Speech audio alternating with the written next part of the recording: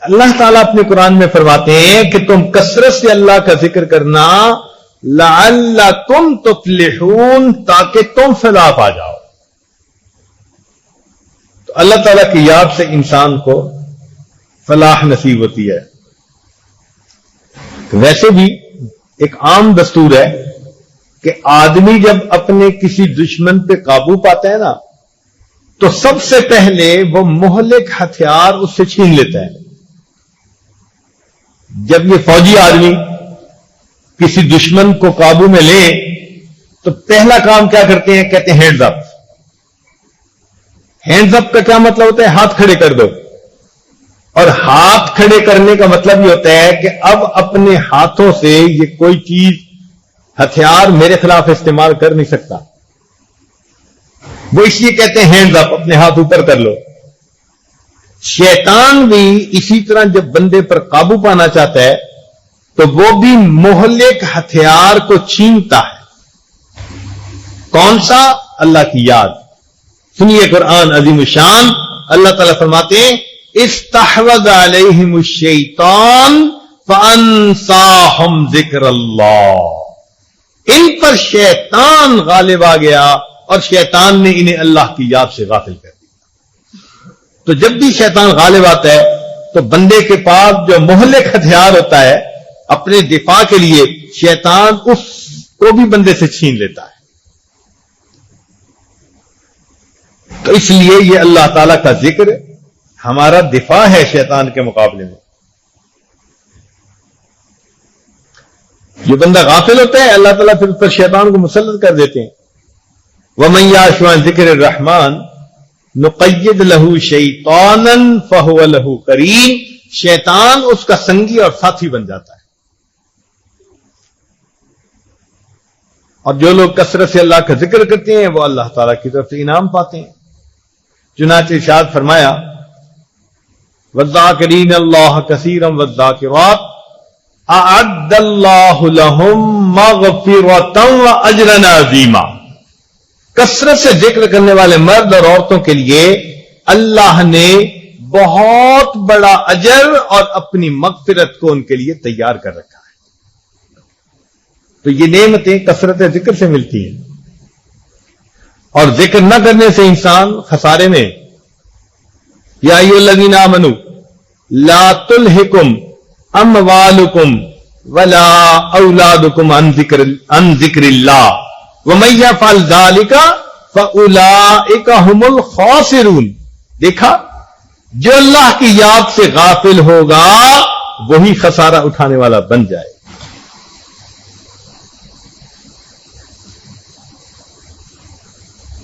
اس لیے انسان کو چاہیے کہ اللہ تعالیٰ کا ذکر کثرت کے ساتھ کرے۔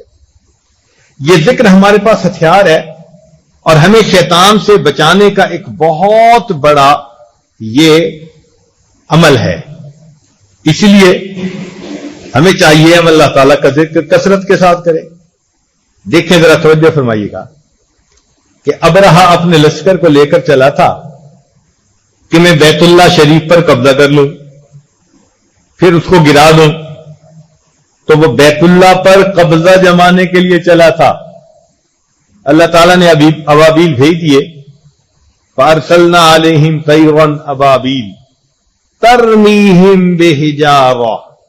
وہ ان کی طرف پتھر کو پھینکتے تھے، نشانہ لگاتے تھے، اور اس نشانے کی وجہ سے فجعلناہم کعصف مأکول۔ اللہ تعالیٰ فرماتے ہیں ہم نے انہیں کھائے ہوئے بھوسے کی طرح بنا دیا۔ تو اللہ کے گھر پہ ابرہا قبضہ جمانے کے لیے چلا تو پرندوں نے کنکریاں پھینکی اور جنہوں نے ان کو کھائے ہوئے بھوسے کی طرح بنا دیا۔ اسی طرح مومن کا دل یہ بھی اللہ کا گھر ہے۔ شیطان ابرہا آج بھی اللہ کے اس گھر پر قبضہ جمانے کے لیے، ڈیرے لگانے کے لیے کوششیں کرتا ہے۔ جب بھی وہ حملہ آور ہو ہم اللہ کے طیر بن جائیں اور فارسلنا علیہم طیرا ابابیل، ہم لا الہ الا اللہ کا ذکر کریں، اللہ کا ذکر کریں۔ یہ کلمات وہ پتھر بن جاتے ہیں جو شیطان ابرہا کے لشکر کو بالکل کھائے بھوسے کی مانند بنا دیتے ہیں۔ اس لیے اللہ کا ذکر کر کے اللہ کے گھر کی حفاظت کیجیے، اللہ کا ذکر کثرت سے کیجیے۔ دیکھیے شیطان قریب بھی نہیں پھٹک سکے گا، دور بھاگے گا شیطان۔ اور اس گھر کو لات منات سے خالی کر لیجیے، جیسے بیت اللہ شریف کو اللہ کے محبوب صلی اللہ علیہ وسلم نے کیا تھا۔ آپ بھی اپنے اللہ کے اس گھر کو لات منات سے خالی، لات منات ہوتے ہیں نا یہاں پر، کوئی بندہ ہوا، کوئی بندی ہوئی، کوئی گاڑی ہوئی، کوئی دنیا کی مال ہوئی، پتہ نہیں کیا کیا چیزیں لات منات پڑے ہوتے ہیں۔ محبتیں ہوتی ہیں بندے کو ان چیزوں سے جو اللہ سے بندے کو غافل کر دیتی ہیں۔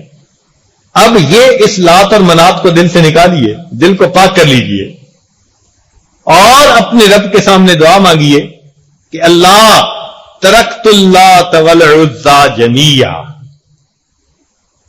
ترکت اللات والعزى جميعا كذلك يفعل الرجل البصير۔ جس کو بصیرت ہوتی ہے وہ بندہ ایسے ہی کیا کرتا ہے۔ دل کو لات و منات سے پاک کر لیجیے، دل کی صفائی کر لیجیے۔ دیکھو آج اطلاع ملے نا کہ جی فلاں آ رہے ہیں تو گھروں میں صفائیاں شروع، مدرسوں میں صفائیاں شروع، مہمان کے آنے پر صاف جگہ بناتے، مہمان کے اکرام میں احترام میں۔ اب یہ اللہ کا گھر ہے،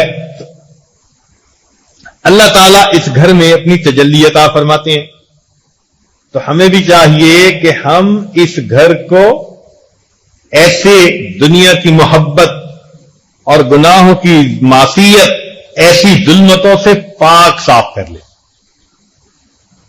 اچھا یہاں ایک نقطہ پیدا ہوتا ہے طالب علم کے ذہن میں کہ بھئی مکان کا جو مالک ہوتا ہے تو مالک مکان تو اپنے مکان کی صفائی خود کرتا ہے، اس کو صاف رکھتا ہے، تو اگر یہ دل اللہ کا گھر ہے تو اللہ تعالیٰ خود اسے صاف رکھے۔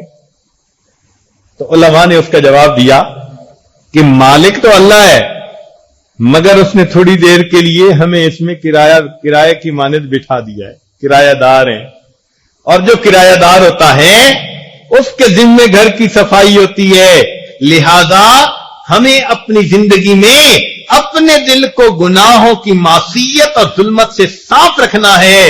اور ویسے بھی دنیا کا دستور ہے کہ جب مہمان گھر میں آئے تو مہمان کے ذمے صفائی نہیں ہوتی، میزبان کے ذمے ہوتی ہے۔ اے بندے تو میزبان ہے اور تیرا رب تیرے دل میں مہمان کی طرح ہے۔ فرمایا میرا گھر ہے، نہ میں زمینوں میں سماتا ہوں نہ آسمانوں میں سماتا ہوں، میں مومن بندے کے دل میں سما جاتا۔ تو اللہ رب العزت تو مہمان ہے، تو مکان کو تو ہم نے صاف کرنا ہے، اس لیے اس دل کو پاک صاف کرنے کی ہمیں ضرورت ہے۔ اور ایک اور علمی نکتہ کہ اللہ تعالی نے شیطان کو کیوں دھتکارا بتائیے؟ اس نے آدم علیہ السلام کو سجدہ نہ کیا، آدم علیہ السلام کو سجدہ نہ کیا، اللہ تعالیٰ نے فرمایا فَاخْرُجْ مِنْهَا فَإِنَّكَ رَجِيمٌ، چنانچہ شیطان کو جنت سے نکال دیا گیا۔ اب اللہ تعالیٰ فرماتے ہیں میرے بندے، میں نے تیری خاطر شیطان کو جنت سے نکال دیا، یہ تیرا بھی دشمن میرا بھی دشمن، کیا تو اس شیطان کو میری خاطر اپنے دل کے گھر سے باہر نہیں نکال سکتا؟ میں نے تیری خاطر اس کو نکال دیا، تو بھی میری خاطر اس دل کو، اس شیطان کو اپنے دل سے دور کر دے۔ اب اپنے دل سے دور ہم کیسے کریں شیطان کو؟ اس کا ایک ہی طریقہ ہے کہ اللہ رب العزت کا ذکر کثرت کے ساتھ کریں۔ جب کثرت سے کریں گے شیطان کا داؤ نہیں چلے گا۔ حدیث پاک میں حضرت شیخ الحدیث رحمۃ اللہ نے لکھا کہ شیطان جاسم علی قلب آدم، بنی آدم، کہ بنی آدم کے دل کی طرف اپنا رخ کر کے بیٹھا ہوتا ہے اور اس کا سونڈ ہوتا ہے، تو جب دل ذکر کر رہا ہوتا ہے تو یہ آگے نہیں کچھ عمل کر سکتا. جیسے ہی دل غافل ہوتا ہے یہ فوراً اپنا سونڈ دل کے اندر داخل کر کے انجیکشن کی طرح شیطانی وساوس بندے کے اندر داخل کر دیتا ہے. اب جو نوجوان کہتے ہیں کہ جی وسوسے بڑے آتے ہیں تو وہ سمجھ لیں کہ شیطان کا ٹیکا پکا لگا ہوا ہے. کئی تو ہوتے ہیں نا ڈاکٹر کے وہ ٹیکا لگاتے ہیں اور کئی دفعہ بوتل لگا دیتے ہیں, وہ بوتل ایک ہی دفعہ لگتی ہے. تو جو کہنا جی کہ مجھے تو شیطانی وساوس بہت آتے ہیں وہ سمجھ لے کہ شیطان اپنی بوتل فٹ کر چکا ہے. اب اس میں سے قطرہ جیسے ادھر ملتا رہتا ہے نا خون میں خوراک, اسی طرح انسان کے دل میں شیطانی وسوسے, نفسانی شہوانی خیالات وہ کثرت سے آتے چلے جاتے. یہ بوتل لگی ہوئی ہے, اس مصیبت سے جان چھڑائیے. یہ ہمارے لیے زہر ہے, یہ ہمیں اللہ سے دور کر دیتی ہے, اور جو چیز بھی اللہ سے دور کر دے وہ چیز ہمارے لیے بہت نقصان دہ ہے. اس لیے لِكُلِّ شَيْءٍ إِذَا فَارَقْتَهُ عِوَضُ, اگر تو کسی چیز سے دور ہو گیا تیرے لیے اس کا کوئی نہ کوئی بدل موجود ہے. وَلَيْسَ لِلَّهِ إِن فَارَقْتَ مِنْ عِوَضِ, اے بندے تو اللہ سے جدا ہو گیا تو تجھے اللہ کا بدل کوئی اور نہیں مل سکتا. اللہ سے دعا بھی مانگے. رابعہ بصری کے بارے میں آتا ہے کہ رات تہجد میں اٹھتی تھی اور اللہ سے دعا مانگتی تھی, اے اللہ جس طرح آپ نے آسمان کو زمین پر گرنے سے روک دیا شیطان کو مجھ پر مسلط ہونے سے روک دی. پھر دیکھیں اللہ تعالیٰ کیسے شیطان کو بھگاتے ہیں دور. اور ویسے بھی آپ اگر کسی گھر جائیں اور راستے میں کتا بیٹھا ہو تو طریقے تو دو ہیں, یا تو آپ کتے کے ساتھ خود الجھ پڑیں, اس کو ماریں اور وہ آپ کو کاٹنے بھاگے, اب دیکھیں جیتتا کون ہے. اور دوسرا طریقہ یہ ہے کہ آپ مالک کو ہی کہہ دیں اور جی ذرا اس کو اشارہ کر دیجئے, تو وہ مالک کتے کو ایک اشارہ کرتا ہے, کتا دبک کے بیٹھ جاتا ہے. شیطان کی مثال کتے کی مانند ہے. اگر یہ نیکی کے راستے میں ہمارے رکاوٹ بنتا ہے تو ہم اپنے مالک سے فریاد کریں, اے مالک الملک اس مردود کو ذرا اشارہ کر دیجئے تاکہ یہ دفع دور ہو جائے, ہمارے راستہ چھوڑ دے. جب اللہ کے ارادہ فرما لیا تو اللہ تعالی ہمیں شیطان کے ہتھ کنڈوں سے بالکل محفوظ فرما لے. قرآن گواہی دے رہا ہے, اللہ تعالی فرماتے ہیں ان عبادی لیس لک علیہم سلطان, جو میرے بندے ہیں شیطان تیرا ان کے اوپر کوئی قابو چل نہیں سکتا. تو بھی ہم اللہ تعالیٰ سے دعا مانگے, اے اللہ ہمیں بھی ایسا دل دے دیجئے, ہمیں بھی ایسی نعمت عطا فرما دیجئے کہ شیطان ہمارے قریب ہی پھٹکنے نہ پائے. ہم گناہ کرنا تو کجا, گناہ کے موقع سے بھی بچیں. سمجھ رہے, گناہ کرنا تو کجا, گناہ کے موقع سے ہی بچ جائیں اور اللہ کے سامنے یہ فریاد کریں, الہی غم حیات کے سائے محیط نہ کرنا, کسی غریب کو دل کا غریب نہ کرنا, میں امتحان کے قابل نہیں میرے مولا, مجھے گناہ کا موقع نصیب نہ کرنا. اے مولا گناہ کا موقع ہی نصیب نہ کرنا, میں نہیں بچ سکتا, میں بہت کمزور ہوں, میرے مولا مجھے گناہ کے موقعوں سے بچا لے. یوں جب انسان اللہ کے سامنے فریاد کرتا ہے پھر اللہ اپنے ایسے بندوں کو گناہوں سے بچا لیا کرتا ہے.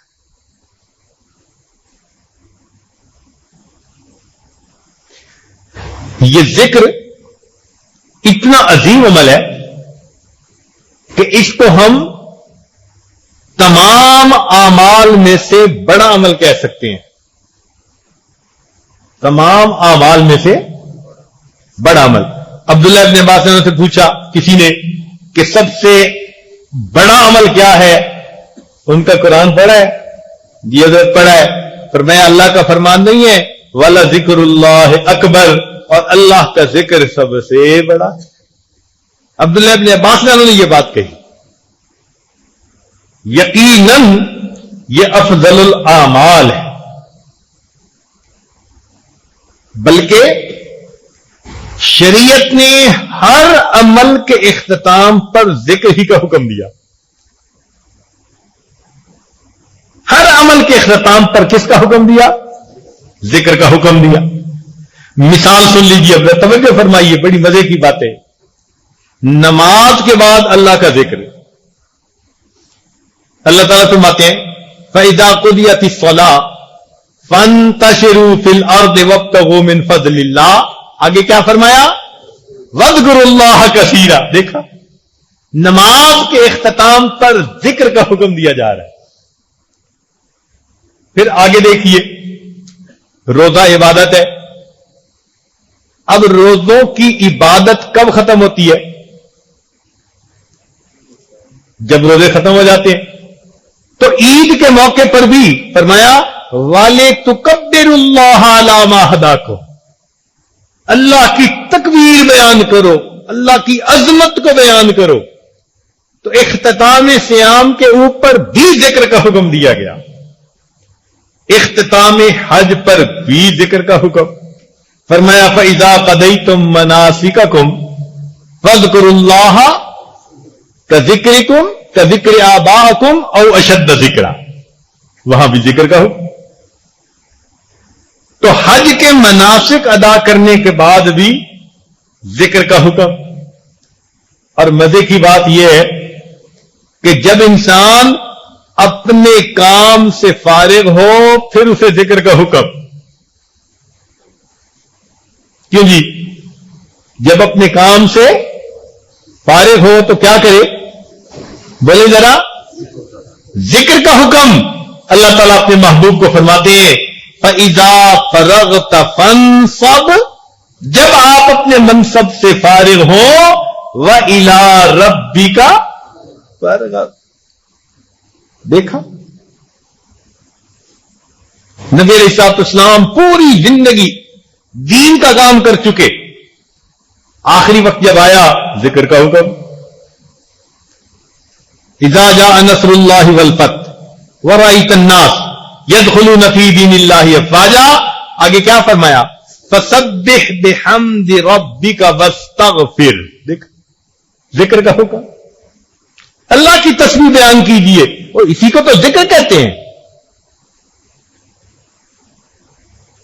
اور تو اور زندگی کے اختتام پر بھی ذکر کا حکم. زندگی کے اختتام پر بھی ذکر کا حکم. چنانچہ اللہ تعالیٰ فرماتے ہیں، نبی علیہ السلام نے ارشاد فرمایا، ایک آدمی نے جب پوچھا کہ مجھے کوئی بہت افضل عمل بتا دیجیے، نبی علیہ السلام نے فرمایا ان تفارق الدنیا ولسانک رطبا من ذکر اللہ. کہ تو دنیا میں اس حال سے جدا ہو کہ تیری زبان اللہ کے ذکر سے تر ہو رہی. کتنی عجیب بات ہے کہ دنیا سے انسان جدا ہو تو آخری عمل کیا ہو. اس لیے دوسری حدیث میں آتا ہے کہ من کان آخر کلامہ ہی لا الہ الا اللہ دخل جنت میں داخل ہو گیا. اللہ کی یاد دیکھو. تمنا ہونی چاہیے کہ آخری لمحے میں ہماری زبان پر لا الہ الا اللہ کے جو ہے الفاظ ہوں. جن لوگوں نے محنت کی ان کو اللہ نے یہ نعمت عطا فرمائی. چنانچہ ایک بزرگ تھے، ننے میاں بھوپالی، نقشبندی بزرگ تھے. ان کی عجیب موت آئی. لکھا ہے کہ آخری وقت جب آیا تو لوگ پاس بیٹھے ہوئے تھے، کہنے لگے وہ دیکھو اسرائیل آ گئے. سب کو کہنے لگے وہ دیکھو اسرائیل آ گئے. لوگ حیران ہوئے، کہنے لگے اچھا السلام علیکم. یہ الفاظ کہہ کر پھر کہنے لگے لا الہ الا اللہ محمد الرسول اللہ، اور اس کے ساتھ ہی ان کی روح قبض ہو گئی. اللہ اکبر کبیرہ. نبی علیہ السلام نے ارشاد فرمایا کما تعیشون تموتون. تم جس حال میں زندگی گزارو گے تمہیں اسی حال میں موت آئے گی.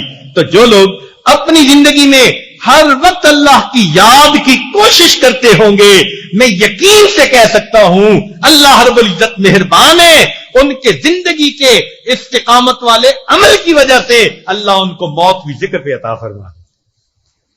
یہ کیسے ہو سکتا ہے؟ ساری زندگی ذکر کی محنت کرے اور آخری وقت اس کو غفلت کے ساتھ آ جائے؟ ایسا نہیں ہوتا۔ کما تعیشون تموتو، جس ڈھب پہ زندگی گزارو گے تمہیں اسی حال میں موت آئے گی۔ ہم اللہ کی یاد میں زندگی گزاریں گے تو ہمیں موت بھی اللہ کی یاد میں آئے گی۔ چنانچہ ایک بزرگ تھے ابو زرعہ رحمت اللہ علیہ، بڑے محدث تھے، بڑا عجیب واقعہ ہے۔ ان کا ایک شاگرد تھا، نئی نئی شادی ہوئی اور ابتدائی دنوں میں ہی ایک دن اس کو گھر جانے میں دیر ہو گئی تو بیوی اس سے ناراض ہونے لگ گئی۔ آپ تو جاتے ہیں تو آپ کو تو پیچھے کسی کا احساس ہی نہیں ہوتا، پیچھے تو مر جاتے ہیں سارے اور بس آپ کو تو کوئی یاد ہی نہیں ہوتا۔ اس نے کہا اللہ کی بندی، میں تو علم حاصل کرنے کے لیے گیا۔ اس نے کہا تجھے کیا علم ملے گا، تیرے استاد کو تو کچھ آتا جاتا نہیں۔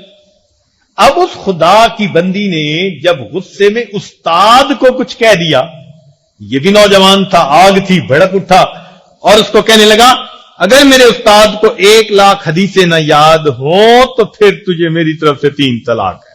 چل، اس نے اپنی بات کر ماری۔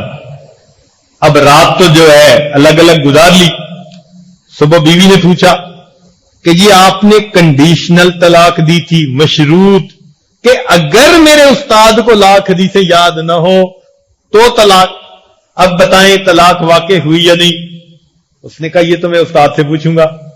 چنانچہ اپنے استاد کے پاس آیا، ڈر بھی لگ رہا تھا، شرم بھی آ رہی تھی، کر کیا بیٹھا؟ حضرت مجھے بتائیں میں ایسا کہہ بیٹھا ہوں۔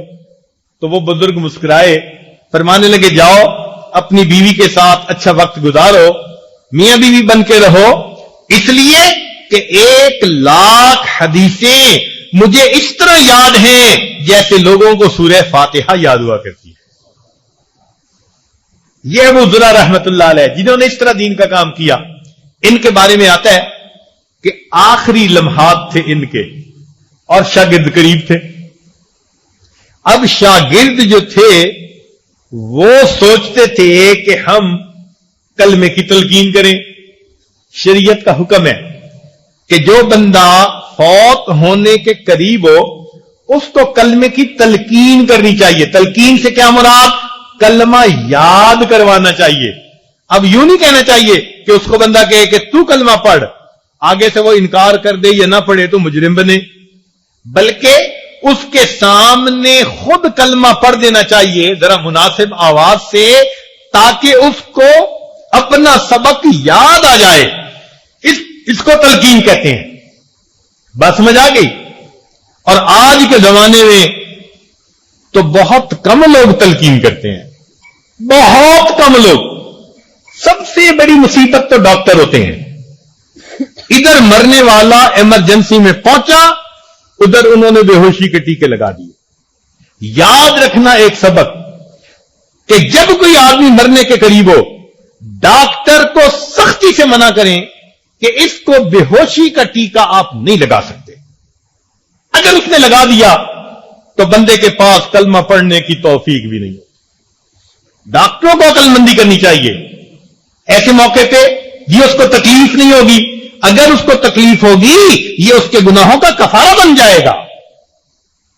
پتہ نہیں اللہ تعالیٰ اس موت کی سکرات کی وجہ سے اس کے کن کن کبیرہ گناہوں کو معاف فرما دے۔ صرف اس وجہ سے بندے کو بے ہوش کر دینا یہ کہاں کی بات ہے؟ تو یاد رکھیں اگر آپ کو بھی کسی بندے کے پاس ہو، اس کو بے ہوشی کا ٹیکہ نہیں لگانے دینا، نمبر 1۔ اور نمبر 2، اس بندے کو آپ تلقین کر دیں، اونچی آواز سے کلمہ پڑھ دیں۔ کلمہ پڑھنے سے اس کو یاد آ جائے گا، وہ بھی کلمہ پڑھنا شروع کر دے گا۔ ہم نے دیکھا بندہ آخری وقت میں اضطراب میں ہے، ایک بیٹا آتا ہے ابا کیا حال ہے، دوسرا آتا ہے ابا مجھے پہچانا۔ اور خدا کے بندے ساری زندگی تو وہ تمہیں پہچانتا رہا، اب تو اس کو کسی اور کو پہچاننے دو نا۔ وہ اپنے رب کو بھی تو پہچانے اس موقع پر. تو اس بندے کو تنگ نہیں کرنا چاہیے. اوپر والے لوگ مرنے والے کے مرنے کو عذاب بنا دیتے ہیں. ایسے موقع پہ کبھی اس کو بار بار ڈسٹرب نہ کریں, بس پاس رہیں اور ذرا مناسب آواز سے کلمہ پڑھ دیں, آواز اس تک پہنچ جائے, اس کو کلمہ یاد آ جائے گا, یہ تلقین ہو جائے گی, آپ کا فریضہ پورا ہو جائے گا. بات کی سمجھ آ گئی؟ تو مرتے وقت بندے کو کلمے کی تلقین کرنی چاہیے. اب تو طلباء سوچنے لگے کہ یہ تو ہمارے استاد ہیں, ہم ان کو کلمہ کیسے یاد دلائیں؟ مشکل کام ہے نا, کہ جنہوں نے ساری زندگی دوسروں کو کلمہ یاد دلایا, اب ان کو کلمہ کیسے یاد دلائیں؟ چنانچہ ان میں سے ایک نے سوچا کہ اچھا, جس حدیث پاک میں کلمے کا تذکرہ ہے ہم وہ حدیث پاک ان کے سامنے پڑھ دیتے ہیں. چنانچہ انہوں نے کہا کہ روایت کی مجھ کو فلاں نے, اور اس کو فلاں نے, اور اس کو فلاں نے. جب انہوں نے 2-3 راویوں کا نام پڑھا تو اس حالت میں استاد سمجھ گئے کہ یہ کون سی حدیث پڑھنا چاہتے ہیں. اس سے آگے راوی کا نام انہوں نے پڑھنا شروع کر دیا کہ اس نے فلاں سے روایت کی, اس نے فلاں سے, اس نے نبی علیہ السلام سے روایت کی کہ من کان آخر کلامہ لا الہ الا اللہ. بس اتنا کہا اور ان کی روح نکل گئی اور پریکٹیکلی داخل الجنہ, وہ جنت میں داخل ہو. اس محدث کو اس حال میں موت آئی کہ حدیث کی روایت پڑھ کے بس اتنا پڑھا من کان آخر کلامہ, یہ پڑھ کر لا الہ الا اللہ, یہاں کے اوپر ان کی وفات ہو گئی اور اللہ نے ان کو جنت میں داخل فرما دیا. تو ہم بھی کلمے کا ذکر اکثر کریں, اپنی زبان پہ کلمے کا ذکر رکھا کریں. لا الہ الا اللہ کو پڑھنا جو ہے آسان بنائیں, ورنہ زبان پہ لا الہ الا اللہ جلدی جاری نہیں ہوتا. ملتان کے ایک ڈاکٹر صاحب ہیں, انہوں نے ایک کتاب لکھی. وہ کہتے ہیں کہ میں نے کئی سال ایمرجنسی میں ڈیوٹی دی اور سینکڑوں انسانوں کو اپنے سامنے مرتے دیکھا. میں ان کو تلقین کرتا تھا مگر ان میں سے زیادہ لوگ وہ ہوتے تھے تلقین کے باوجود کلمہ پڑھنے کی قدرت نہیں رکھتے تھے. ایسے لگتا تھا زبان پہ فالج ہو گیا, اب وہ پڑھنا بھی چاہے تو پڑھ نہیں سکتے. یہ گاڑی کا سٹیئرنگ اللہ نے ساری زندگی تیرے ہاتھ میں دیا, تو نے اس کو کلمے پہ استعمال نہ کیا, اب موت کے وقت اس پر فالج ڈال کے سٹیئرنگ کا کنٹرول ہی تو جسے واپس لے لیا جائے گا. تو اس سے پہلے کہ زبان فالج زدہ بنے, ہم اپنی زبان سے اللہ کے کلمے کو کثرت سے پڑھ لیں, چلتے پھرتے اٹھتے بیٹھتے لا الہ الا اللہ, لا الہ الا اللہ, لا الہ الا اللہ, اور کبھی کبھی ساتھ محمد الرسول اللہ بھی پڑھا کریں. طلباء کو بالخصوص آتے جاتے راستوں میں چلتے پھرتے یہ ذکر جو ہے یہ کثرت کے ساتھ کرنا چاہیے. اس کو اپنا یعنی غذا بنا لے روحانی اعتبار سے. تو جب زندگی میں کثرت سے کریں گے اس ذکر کو تو آخری وقت میں بھی کثرت کے ساتھ یہی جو ہے زبان پہ ذکر آئے. دستور یہ ہے کہ بندہ جس عمل کو زندگی میں کثرت کے ساتھ کرتا ہے بے ہوش بھی ہو جائے تو اس عمل کو کرنا آسان ہوتا ہے. چنانچہ ایک بزرگ تھے, وہ آپریشن کے لیے تھیٹر میں گئے تو ڈاکٹر بتانے لگا کہ جی ہم نے ان کو بے ہوش کیا اور بے ہوشی کی حالت میں بھی وہ یوں کر رہے ہیں. یعنی وہ پڑھتے ہوں گے نا اپنی انگلیوں پہ کچھ تصویر, تو بے ہوشی کے عالم میں بھی ان کا ہاتھ اسی طرح کر رہا ہے. تو اگر ہم ہوش میں کلمہ پڑھیں گے تو جب موت کی بے ہوشی آنے لگے گی تو خود بخود زبان سے یہ کلمہ جاری ہو جائے گا. اللہ تعالیٰ نے قرآن مجید میں ذاکرین ہی کو عقل مند فرمایا ہے. چنانچہ فرمایا کہ آیات لأولی الالباب, نشانیاں ہیں عقل مند لوگوں کے لیے. کون ہے عقل مند؟ الذین یذکرون اللہ قیاما وقعودا وعلی جنوبہم, وہ بندے جو کھڑے بیٹھے اور لیٹے اللہ رب العزت کو یاد کرتے ہیں. وہ عقل مند لوگ ہیں. سبحان اللہ. اللہ رب العزت نے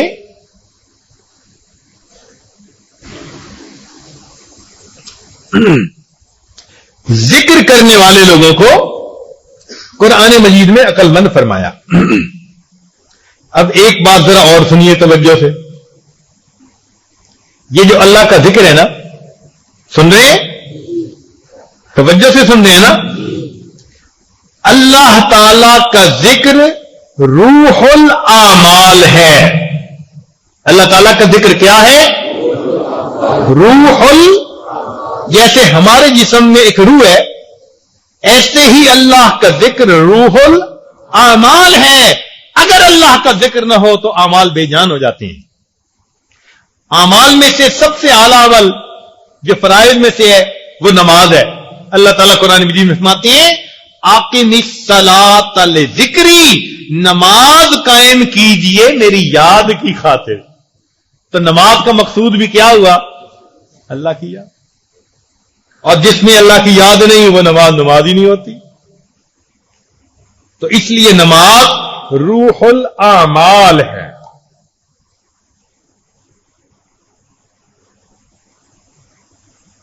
ایک صحابی نبی الاسلام کے پاس حاضر ہوئے، اے اللہ کے نبی بس مجھے ایک عمل بتا دیجئے، میں مرتے دم تک اس پر پکا رہوں گا.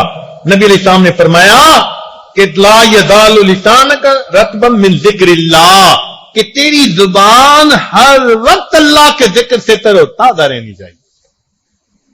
وہی جس کا کھائیے اس کے گیت گائیے،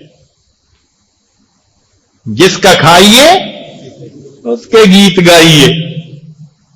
کنگ پیتے ہیں ساگ کھاتے ہیں، اللہ سائیں کے گیت گاتے ہیں. اللہ کے گیت گائیے، اللہ کا ذکر کیجیے خوب، دل سے بھی اور زبان سے بھی. اس لیے یہ جو ذکر کے حلقے ہیں ان کو ریاض الجنہ کہا گیا.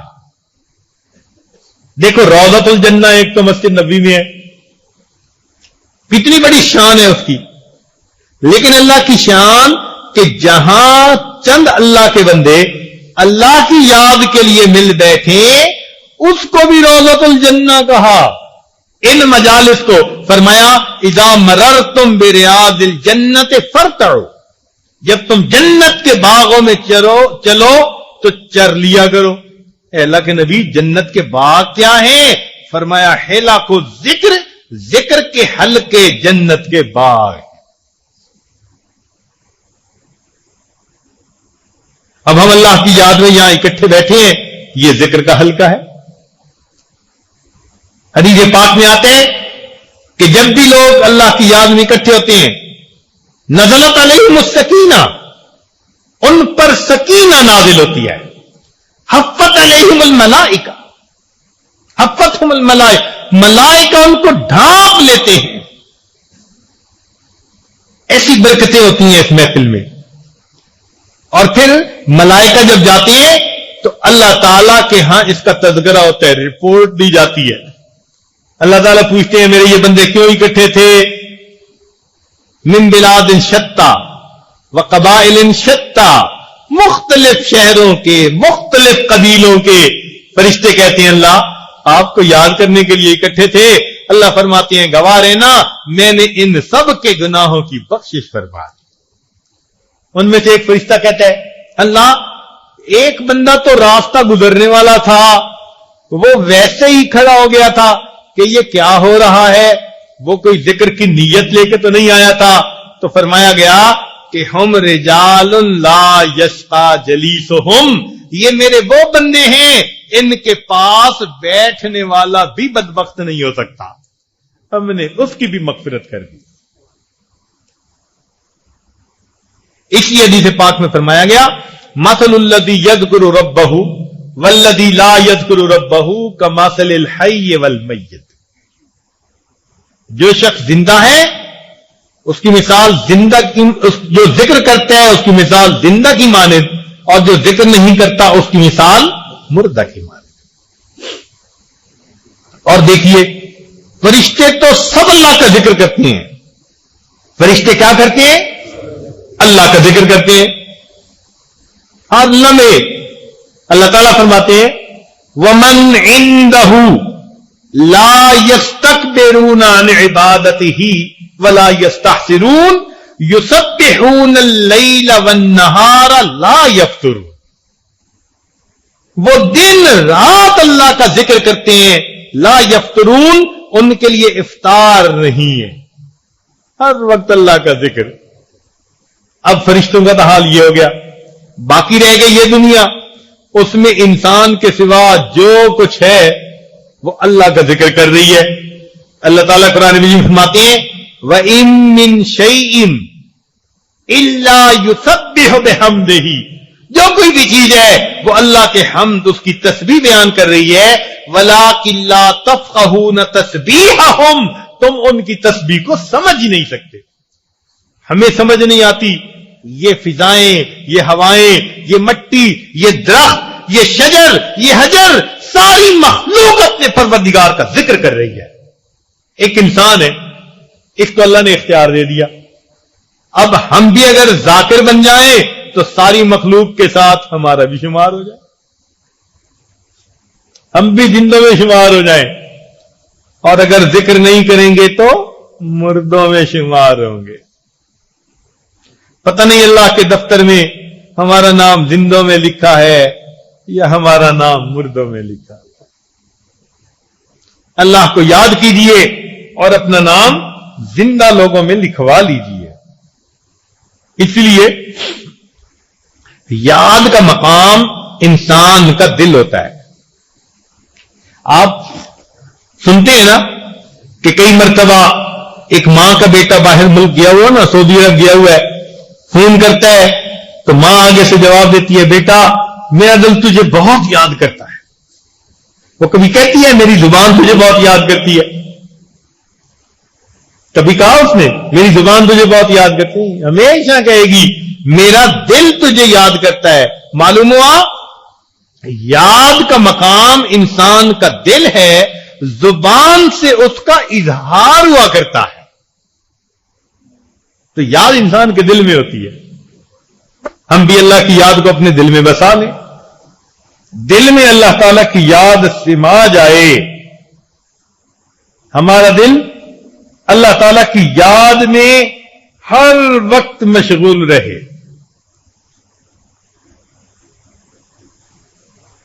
اب لوگ پوچھتے ہیں جی ہر وقت اللہ یاد کیسے رہ سکتا ہے جبکہ دنیا کے کام بھی کرنے ہوتے ہیں.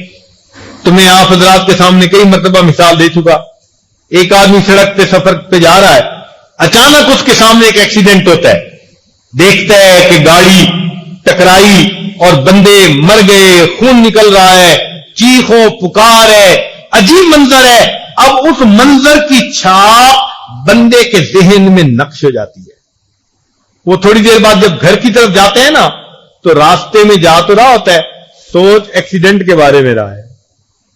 گھر پہنچتا ہے تو بیوی سے ملتے ہی سلام دعا کرتا ہے اور اسے ایکسیڈنٹ کے بارے میں بتاتا ہے, بچوں کو ایکسیڈنٹ کے بارے میں, دوست کا فون آتا ہے اس کو ایکسیڈنٹ کے بارے میں بتاتا ہے. اگلے دن دفتر کام کرنے جاتا ہے تو چیک پہ سائن بھی کر رہا ہے, کسی دوست کا فون آیا اسے ایکسیڈنٹ کے بارے میں, کوئی ملنے آیا اسے ایکسیڈنٹ کے بارے میں. حتیٰ کہ جب شام کو گھر واپس آتا ہے اور بیوی بچوں کے ساتھ کھانا کھانے بیٹھتا ہے تو اس وقت بھی کہتا ہے میں کیا کروں, بس مجھے وہ منظر بھول ہی نہیں رہا. یاد رکھیں جس طرح وہ منظر بندے کے ذہن میں نقش ہو گیا اب وہ اسے بھولتا ہی نہیں, اسی طرح اللہ والوں کے دل میں اللہ کا نام ایسے نقش ہو جاتا ہے کہ وہ اللہ رب العزت کو بھولتے ہی. ہر وقت ان کی توجہ اللہ کی طرف, اٹھتے بیٹھتے چلتے پھرتے.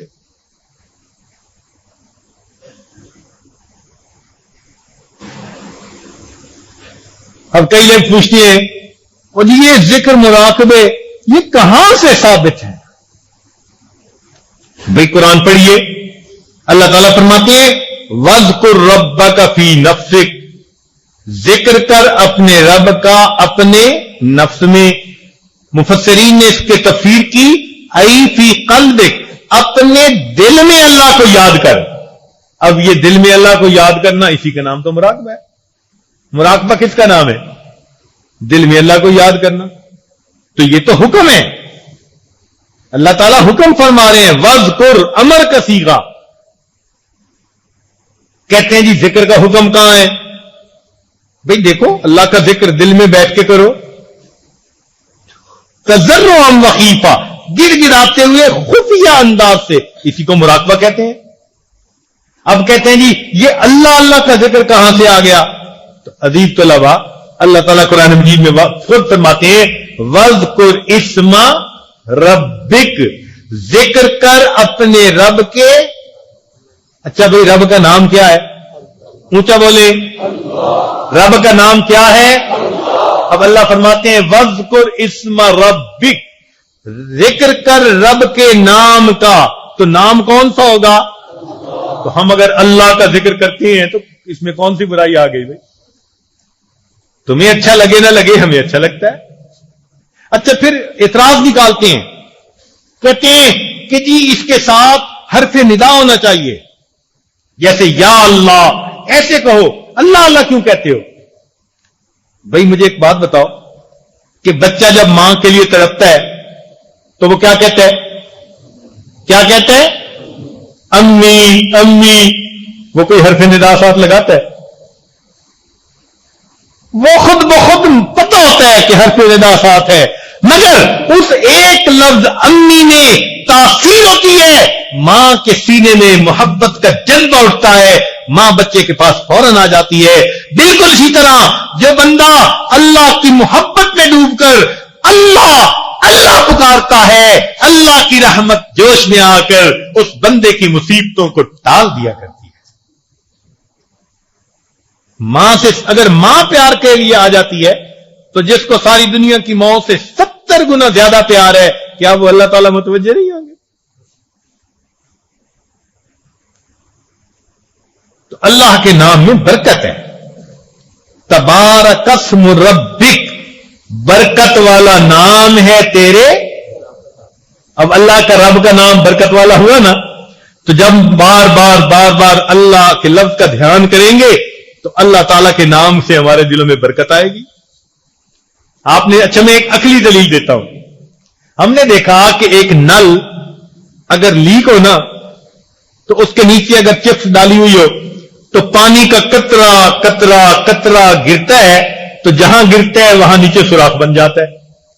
اب پانی کا نرم قطرہ اگر پتھر پہ گرتا رہا تو اس نے پتھر میں راستہ بنا لیا. کہ اللہ کا نام اگر کسی بندے کے دل پہ بار بار آتا رہے گا اللہ اللہ اللہ، تو کہ یہ اللہ کا نام اس پتھر دل میں راستہ نہیں بنائے گا؟ اللہ کا نام بھی راستہ بنا لیتا ہے، بندے کے دل میں اپنی جگہ بنا لیتا ہے. اس میں اثرات ہیں. چنانچہ ایک مرتبہ ہمارے سلسلہ کے ایک بزرگ تھے ابو الحسن خرقانی رحمت اللہ علیہ. ان کی محفل میں وقت کا ایک بڑا مفکر تھا، بہت بڑا عقل والا تھا، اس کا نام تھا ابو علی سینا. وہ آیا، حضرت نے اس میں ذات کے فضائل سنانے شروع کر دیے کہ اس میں ذات سے انسان کا دل صاف ہو جاتا ہے، انسان کے اندر نیکی آ جاتی ہے، انسان کو عبادت میں لذت ملتی ہے، انسان کے اندر سے حسد بغض کینہ سب کچھ نکل جاتا ہے. جب آپ نے اتنے فضائل سنائے نا تو حکیم صاحب کو بڑی حیرانی ہوئی. کہنے لگے کہ یہ ایک لفظ اتنے اثر پیدا کر دیتا ہے. جب اس نے بھرے مجمع میں پوچھا تو حضرت نے فرمایا اے خر توچے دانی، ایک گدھے تجھے کیا پتا. اب جب بھری محفل میں اس کو گدھا کہا گیا تو حکیم صاحب کے تو پسینے چھوٹ گئے. اب جب حضرت نے دیکھا کہ پسینے آ رہے ہیں، فرمایا حکیم صاحب پسینہ آ رہا ہے. حضرت آپ نے لفظ ایسا بولا ہے، اس لفظ سے تو میرے تن بدن میں عجیب کیفیت ہو گئی. حضرت نے فرمایا کہ سنو، میں نے ایک لفظ گدھا بولا، اس نے تیرے تن بدن میں تاثیر پیدا کر دی. کیا اللہ کے نام میں اتنی بھی تاثیر نہیں کہ تیرے بدن میں کوئی اثر پیدا کر؟ آج مٹھائی کا نام لو تو منہ میں رس آ جاتا ہے، मुंह में पानी आ जाता है। खटास का नाम लो, अचार का नाम लो, और खटाई और मिठाई पे मुंह में लुआब लाने वालों, पानी लाने वालों, क्या अल्लाह के नाम में इतनी भी तासीर नहीं है? और खुदा के बंदो, फर्क इतना है कि अंदर मोहब्बत नहीं, वरना जिससे मोहब्बत होती है उसका तो नाम लेने में मजा आता है, नाम लेने में मजा आता है। समझे? कहते हैं जी क्या बेमतलब पढ़ते रहते हैं। ओ भाई, हम रटेंगे गर्जे मतलब कुछ ना हो, हम तो आशिक हैं तुम्हारे नाम के, हम अल्लाह के नाम के आशिक हैं। हम चाहते हैं बस अल्लाह का नाम हमारी जुबान पर रहे। एक साहब पूछने लगे, और जी ये अल्लाह अल्लाह अल्लाह का जिक्र कहां से आ गया? मैंने उससे कहा कि देखो, हदीस पाक में है कि ला तक़ुमुस्सा, उस वक्त तक क़यामत कायम नहीं हो सकती जब तक एक भी बंदा दुनिया में ऐसा है युक़ालु फिल अर्ज़ि अल्लाह अल्लाह अल्लाह अल्लाह कहने वाला। तो नबी अलैहिस्सलाम ने एक दफा कहा या एक से ज्यादा दफा कहा? एक से ज्यादा दफा कहा। तो इसका मतलब है अल्लाह अल्लाह कहने वाले लोग जब तक रहेंगे उस वक्त तक क़यामत कायम नहीं आ सकती, कायम नहीं हो सकती। अब हम भी अपने दिल से अल्लाह अल्लाह अल्लाह अल्लाह, अब ये दो लफ्ज़ तो हदीस से साबित है ना, हम भी दो दो दफा कहते हैं अल्लाह अल्लाह अल्लाह अल्लाह अल्लाह अल्लाह। अब इसमें क्या खिलाफ है? अल्लाह अल्लाह का लफ्ज़ हदीस में है या नहीं? हत्ता युक़ालु फिल अर्ज़ि, और भाई हदीस में जब आ गया तो अब हमें अल्लाह अल्लाह कहने में क्या रुकावट है? हम भी कहते हैं अल्लाह अल्लाह अल्लाह अल्लाह अल्लाह अल्लाह। अब इसमें क्या रुकावट होगी? हम इस लफ्ज को सैकड़ों दफा लें, आपको क्यों परेशानी हो रही है? भाई अल्लाह की शान देखो, जिक्र कोई करता है, परेशानी किसी को होती है। कहते हैं जी क्या अल्लाह का जिक्र करते हैं? अच्छा भाई, तुम अपनी औलाद का जिक्र करो, कारोबार का जिक्र करो, मशीनरी का जिक्र करो, तुम अपनी तिजारत का जिक्र करो, तो तुम्हारी तिजारत हर चीज ज्यादा कीमती है, हम अपने रब का तज़किरा नहीं कर सकते। तुम जहां बैठो अपनी महबूब चीजों का तज़किरा करो, हम भी जहां बैठेंगे हम अपने महबूब का तज़किरा करेंगे। हमें अल्लाह के नाम से मोहब्बत है, अल्लाह अल्लाह अल्लाह अल्लाह, हम भी अल्लाह ताला को याद करेंगे, दिल में भी करेंगे, जुबान से भी करेंगे। चुनाचे कुछ ऐसे जो है वो सिलसिले हैं कि जिनमें लिसानी जिक्र किया जाता है, और कुछ ऐसे हैं जिनमें कल्बी जिक्र किया जाता है। अल्हम्दुलिल्लाह, हम कल्बी जिक्र भी करते हैं और लिसानी भी करते हैं। अल्लाह अल्लाह का जिक्र कल्बी तौर पे करते हैं, और एक सबक ला इलाहा इल्लल्लाह का आता है जिसमें हजारों मर्तबा दिन में अपनी जुबान से ला इलाहा इल्लल्लाह पढ़ते हैं, ज़रबे लगाते हैं दिल के ऊपर। इससे फिर दिल साफ होता है।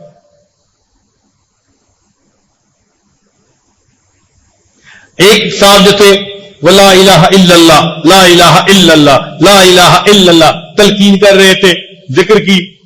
एक साहब आगे कहने लगे, ये क्या कर रहे हो? उनका कलमा पढ़ रहा हूं। कहने लगे, कहीं हदीस से साबित नहीं है। क्या साबित नहीं है? कलमा क्यों पढ़ रहे हो? उसने कहा, उन्होंने एक अजीब बात कही। कहने लगे कि मरने वाले बंदे को कलमा पढ़ाने की तलकीन है या नहीं? उसने कहा है। वो कहने लगे कि मैं भी अपने नफ्स को समझता हूं कि शायद इस लम्हे इसको मौत आ जाए, तो मैं भी अपने नफ्स को हर लम्हे कलमे की तलकीन कर रहा होता हूं। मैं भी अपने नफ्स को हर लम्हे कलमे की ला इलाहा इल्लल्लाह अपने नफ्स को सुनाता हूं, मुमकिन है अगले लम्हे में तेरी मौत आ जाए।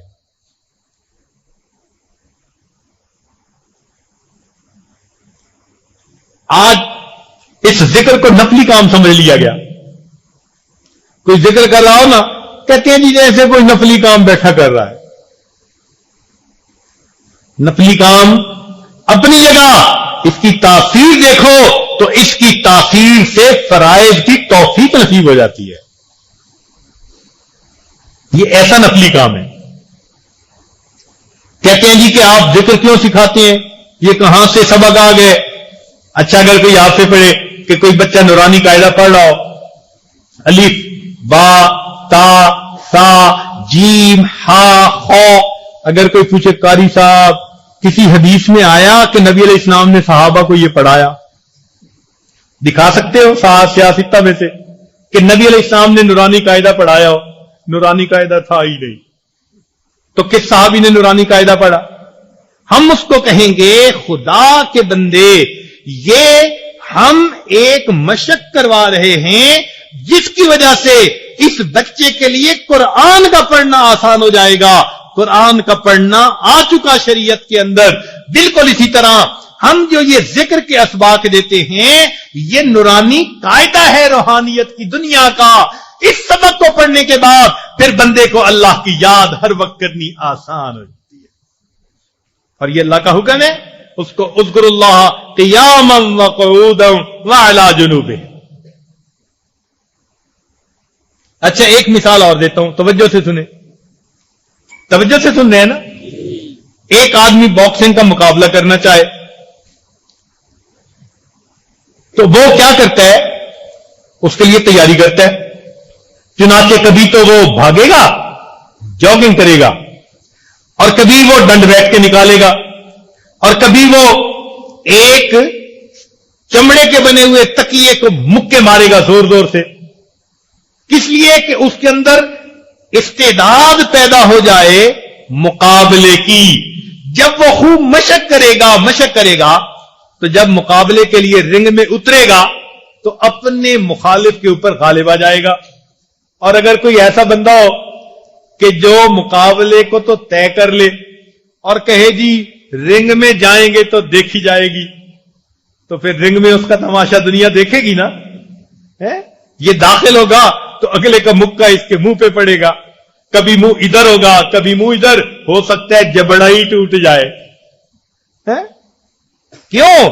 इसने मेहनत नहीं की, इसने तैयारी नहीं की। बिल्कुल इसी तरह समझे, बिल्कुल इसी तरह अल्लाह रब्बुल इज्जत ने हमें फरमाया कि तुम नमाज पढ़ो याद के साथ। आकिमिस सलाता लिज़िक्री, नमाज कायम करो मेरी याद की खातिर। अब बंदा सोचे जी मैं जब अल्लाह अकबर करके नमाज के रिंग में दाखिल हो जाऊंगा तो देखूंगा, तो फिर उसको तो नफसानी शैतानी ख्याल आने ही आने हैं। मेहनत तो इसने की कोई नहीं, इसने इसकी प्रैक्टिस तो की कोई नहीं। याद रखना, ये जो जिक्र में बैठते हैं लोग, ये अपने अंदर कंसंट्रेशन पैदा करने की कोशिश करती हैं, यकसूई हुजूरी पैदा करने की कोशिश करती हैं। ये रिंग से बाहर मेहनत करते हैं अपनी तवज्जो को मरकूज करने की। जब ये कर लेते हैं फिर नमाज के वक्त मुसल्ले पे आके अल्लाह अकबर कहते हैं तो शैतानी नफसानी शहवानी वसावत से फारिग होकर फकत अल्लाह की याद में डूबकर ऐसी इबादत करते हैं, अंताबुदल्लाह का अन्नका तरा फइल्लम तकुन तराह फइन्नहु यराक।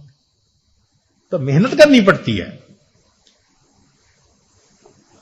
हम अगर अल्लाह रब्बुल इज्जत का जिक्र कसरत के साथ करेंगे तो हमें अल्लाह रब्बुल इज्जत इसका अजर अता फरमाए। अअद्दल्लाहु लहुम मगफिरतन व अजरन अजीमा। देखा? अच्छा, जो जिक्र नहीं करेगा उसके साथ क्या होगा? सुनिए वईद। जिक्र न करने वाले के लिए क्या है? जरा ऊंचा बोलिए। जिक्र न करने वाले के लिए अल्लाह ताला फरमाते हैं वमन युरिद अन जिक्र रब्बिही यसलुकुहु अज़ाबन सादा। जो एराज करेगा अपने रब की याद से उसको चिढ़ता हुआ अजाब दिया जाएगा। देखा? गाफिल होने से अजाब होगा कि नहीं होगा? कुरान से साबित है। वमन युरिद अन जिक्र रब्बिही, जो एराज करे अपने रब की याद से यसलुकुहु अज़ाबन सादा। तो मालूम हुआ कि ये इतना नफली भी नहीं कि नहीं करेंगे तो कुछ नहीं होगा। नहीं करेंगे अजाब में डाले जाएंगे, इसलिए कि गफलत में वक्त गुजारा होगा अल्लाह ताला की याद से। इसलिए दीन का काम करने वालों को ذکر کثرت سے کرنا چاہیے، چاہے وہ تعلیم و تعلم کا کام کر رہے ہو، چاہے وہ دعوت و تبلیغ کا کام کر رہے ہو، چاہے وہ جہاد کا کام کر رہے ہو، کوئی بھی کام دین کا کر رہے ہو ان کو ذکر کے ساتھ کرنا چاہیے۔ اب ذرا توجہ سے بات سنیے گا، قرآن عظیم الشان، اساتذہ بھی متوجہ ہوں۔ اللہ تعالیٰ نے حضرت موسیٰ علیہ السلام، ہارون علیہ السلام کو بھیجا فرعون کی طرف، اور اس وقت ہدایات دی۔ اب یہ ہدایات کتنی عظیم ہے، ہدایت دینے والے اللہ تعالی، اور دی جا رہی ہے انبیاء کو جن کی اتنی شان ہے، تو یہ ہدایات کتنی اہم ہے۔ فرمایا فَاذْهَبَا، دونوں جاؤ۔ تو معلوم ہوا کہ دو پیغمبروں کو تثنیہ کا صیغہ استعمال کر کے دونوں کو حکم دیا۔ فرمایا اذهب انت واخوک بآیاتی ولا تنیا فی ذکری، جائیے آپ اور آپ کا بھائی میری نشانیوں کو، معجزات کو لے کر، اور یاد رکھنا تم دونوں اللہ کی یاد سے غافل نہ ہونا۔ ولا تنیا فی ذکری، تم دونوں، تسنیہ کا صیغہ، سبحان اللہ، تم دونوں اللہ کی یاد سے، میری یاد سے غافل مت ہونا۔ اب انبیاء کو اگر یہ تلقین کی جا رہی ہے تو جو انبیاء کے نائب بننے کی تمنا رکھتے ہوں ان کے لیے بھی ہدایت یہی ہوگی یا نہیں ہوگی؟ کیوں بھائی ذرا اونچا بولے، ہوگی نا۔ ولا تنیا فی، اس لفظ کو یاد کریں، اس لیے ہمیں بھی چاہیے ہم بھی ہر وقت اللہ کی یاد میں رہیں۔ اچھا، یہ تو ہے ابتدا کہ دعوت کے راستے میں جو نکلتا ہے وہ اس کافر کے سامنے جا کے اللہ کے دین کو پیش کرتا ہے، اسلم تسلم، اور اگر وہ نہیں مانتا تو پھر آخر پہ انجام کیا ہوتا ہے؟ اس کے ساتھ نمٹنا پڑتا ہے،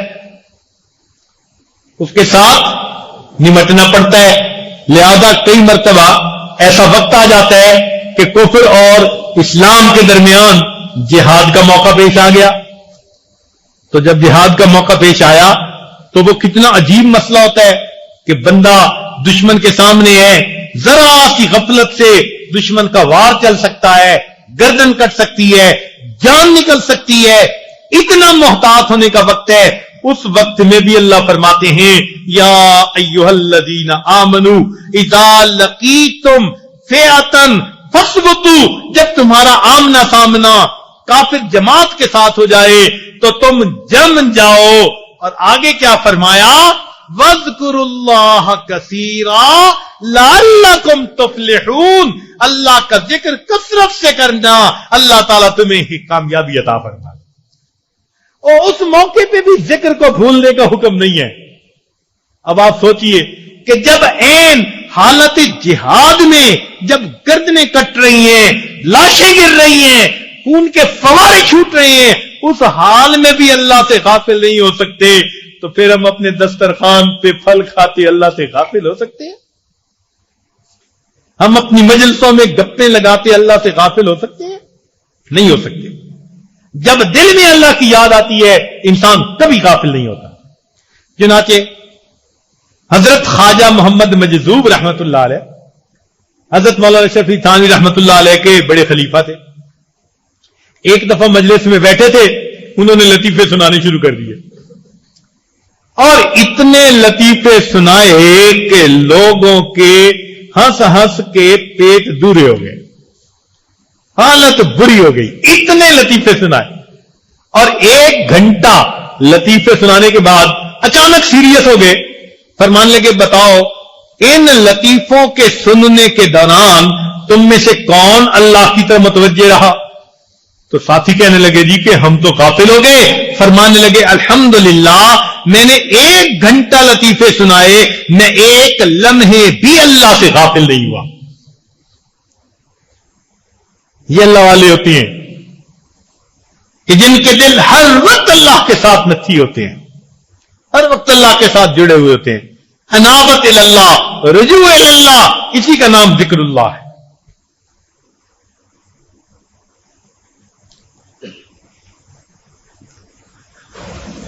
تو اگر ہم چاہتے ہیں ہمارے اندر سے شہوت کن قابو میں آ جائے، غصہ قابو میں آ جائے، حرص، بخل، عجب، کینہ، حسد، یہ سب کے سب کنٹرول میں آ جائیں، تو ان تمام روحانی بیماریوں کے لیے اللہ کا ذکر دوا ہے، اللہ کا ذکر تریاق ہے۔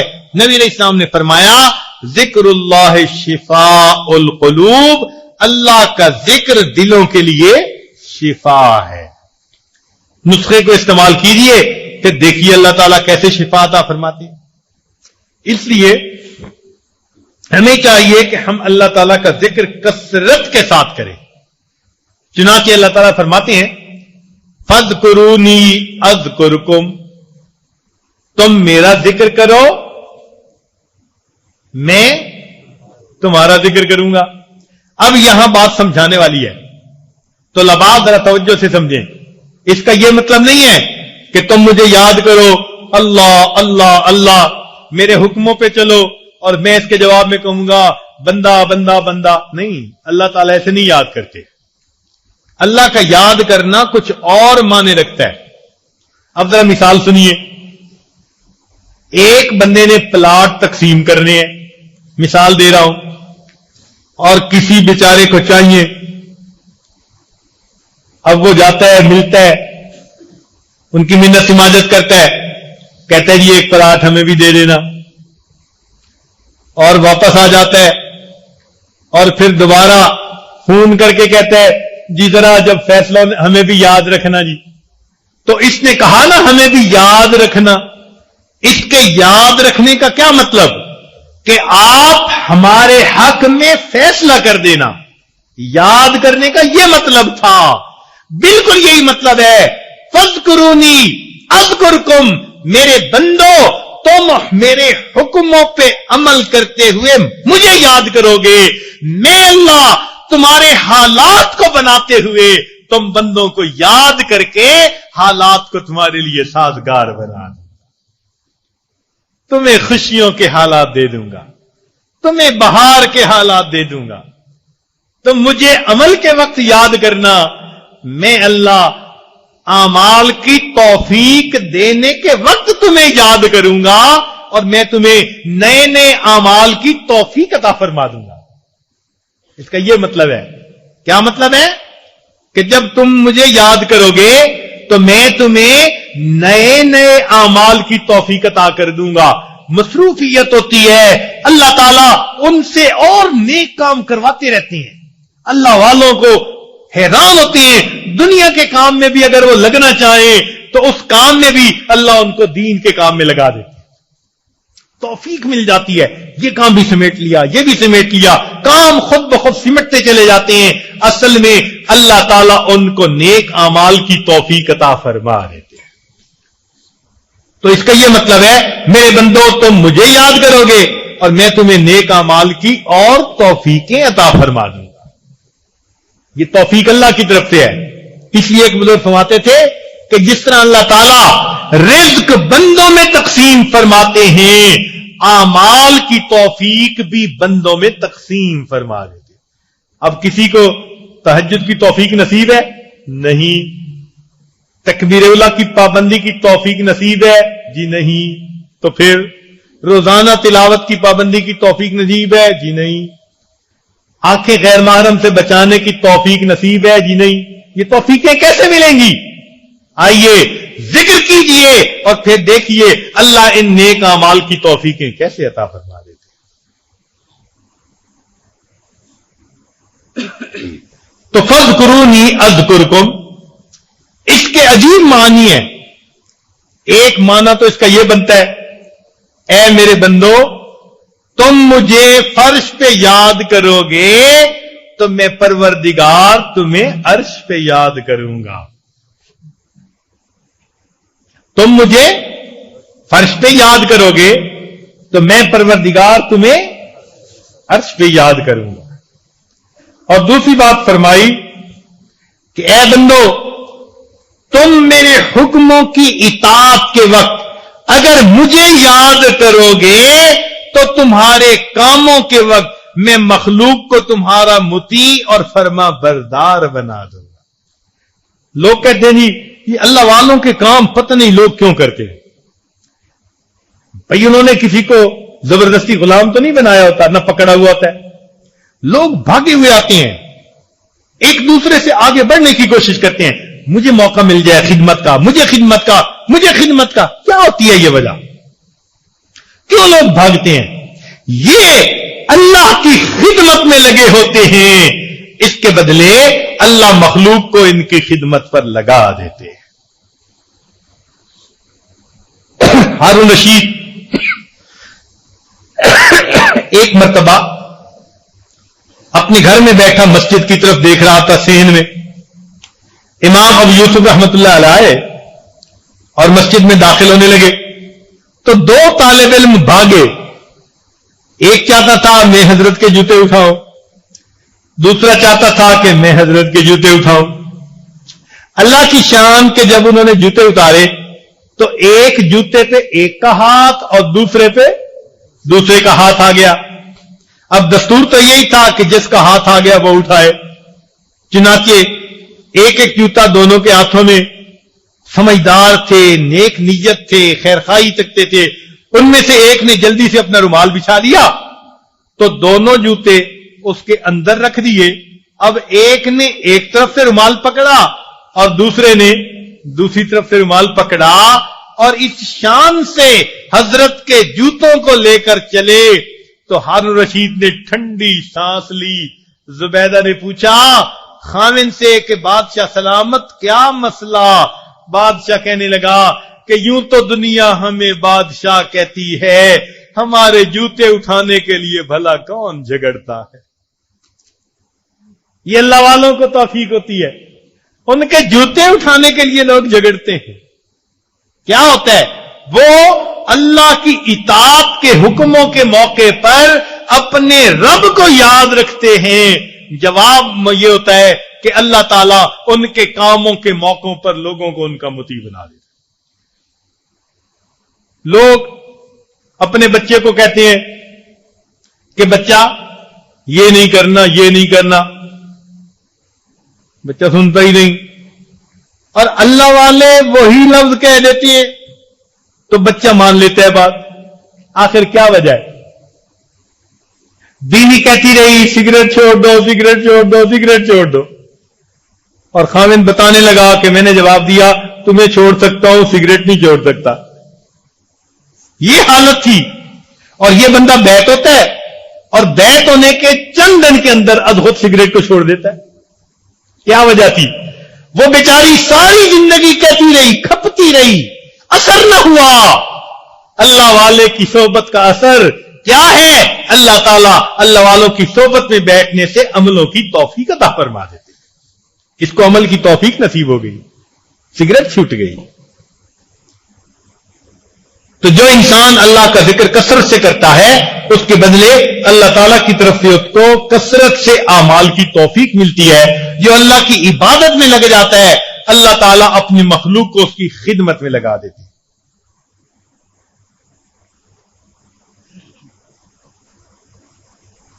چنانچہ عبد الواحد رحمت اللہ علیہ ایک بزرگ تھے.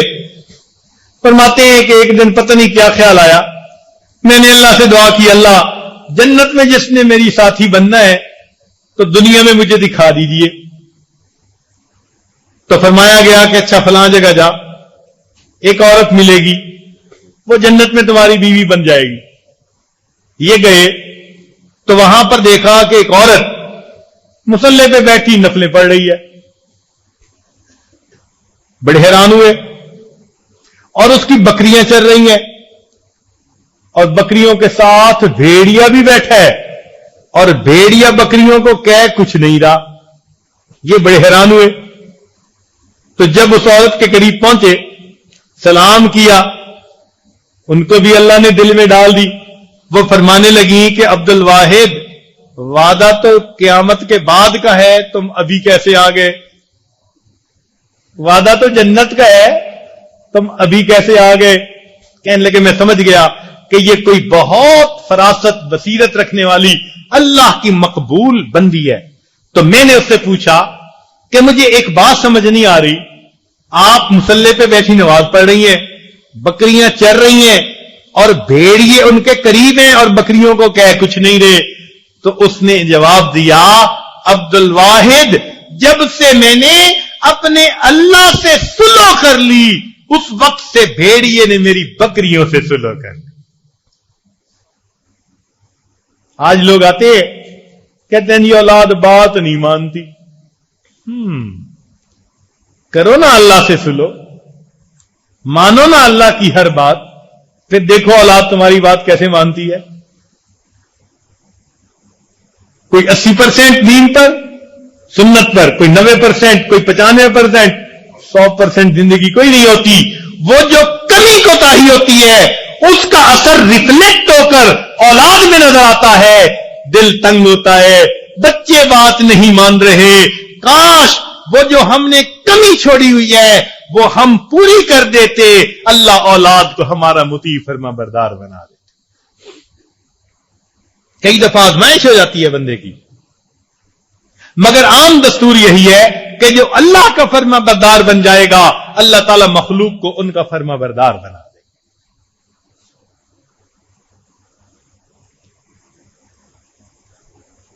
اسی لیے فرمایا فاذکرونی اذکرکم، اے میرے بندو تم مجھے یاد کرو گے میں تمہیں یاد کروں گا۔ کیا مطلب؟ ایک نقطہ اس کا یہ بھی ہے، تم میرے نام کا احترام اگر کرو گے تو میں دنیا میں تمہارے نام کو عزتیں عطا فرما دوں گا۔ اللہ کی نام کی عزت۔ چنانچہ بشر حافظ رحمت اللہ ایک بزرگ گزرے ہیں، ان کے بارے میں آتا ہے کہ ایک دفعہ جا رہے تھے تو ایک کاغذ پر اللہ کا نام لکھا ہوا تھا، تو انہوں نے دیکھا کہ یہ زمین پہ پڑا ہے تو کاغذ کو اٹھا کر اوپر رکھ دیا۔ اللہ تعالیٰ نے ایک ولی کو الہام فرمایا، جاؤ بشر حافظ کو کہہ دو تم نے میرے نام کو فرش سے اٹھا کر اپنے سر کے قریب تک اونچا کیا، میں تمہارے نام کو فرش سے اٹھا کر عرش تک اوپر کر دوں گا۔ اللہ نے ان کو اپنا ولی بنا لیا، ولایت کا نور عطا فرما دیا۔ تو فرمایا کہ اے میرے بندے تم معصیت سے بچنے کے وقت مجھے یاد کرو گے۔ کیا اس کا مطلب نکلا؟ تم معصیت سے بچنے کے وقت اگر مجھے یاد کرو گے تو میں مصیبت کے وقت نکالنے کے لیے تمہیں یاد کروں گا۔ تم معصیت سے بچنے کے لیے مجھے یاد کر لینا تو مصیبت سے بچانے کے لیے میں تمہیں یاد کر لوں۔ جو اللہ کو یاد کرتی ہیں اللہ ان کو مصیبتوں سے بچاتے ہیں۔ چنانچہ ایک واقعہ لکھا ہے، ایک عورت تھی گھر میں بیٹھی کھانا کھا رہی تھی، اللہ کی شان کے بھوک بھی بہت تھی اور دروازے پہ کسی سائل نے صدا بھی لگا دی، اللہ کے نام پہ کھانا دے دو۔ اس خدا کی بندی نے وہ جو لقمہ تھا نا وہ منہ میں ڈالنے کی بجائے وہی لقمہ بھی رکھ دیا اور جو بچی روٹی تھی وہ بھی اور سائل کو دے دی، پھر سنبھل کو بھول گئی۔ اللہ کی شان، ایک مرتبہ یہ کہیں سفر پہ جا رہی تھی اور اس کا بچہ ساتھ تھا۔ کیا ہوا کہ یہ کوئی کام کرنے لگی، نماز پڑھنے لگی یا کوئی کام میں مصروف ہوئی، بچہ قریب تھا، درختوں کے اندر سے بھیڑیا آیا اور بھیڑیے نے بچے کو منہ میں اٹھا کے بھاگا۔ جیسے ہی بچہ بھاگا ماں کے دل سے آہ نکلی، لیکن یک دم ایک کوئی بڑا لمبا چوڑا انسان طاقتور ظاہر ہوا اور اس کو دیکھ کر اس بھیڑیے نے بچے کو منہ سے نکال دیا اور خود بھاگ گیا ڈر کے مارے۔ اب ماں نے جا کر وہ بچے کو اٹھا لیا اور اس بندے سے پوچھا، خدا کے بندے تم کون ہو؟ اس نے کہا میں اللہ کا فرشتہ ہوں، ایک موقع پر تم نے منہ کا نوالا نکال کر اللہ کے لیے فقیر کو دے دیا تھا، آج اللہ نے بھیڑیے کے منہ سے نوالا نکال کر تمہیں واپس عطا فرما دیا۔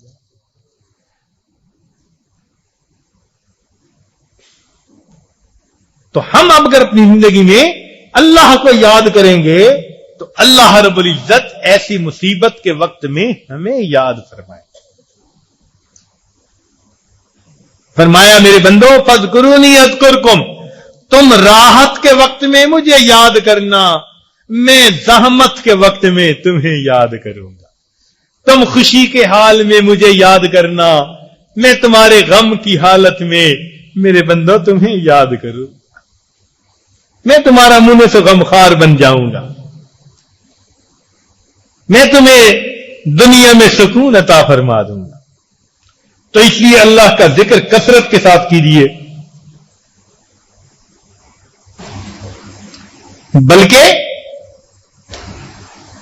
فاذکرونی اذکرکم۔ اب اس کا مفہوم ایک اور بزرگ نے کچھ یوں کیا کہ فاذکرونی فی مہدکم اذکرکم فی لحدکم۔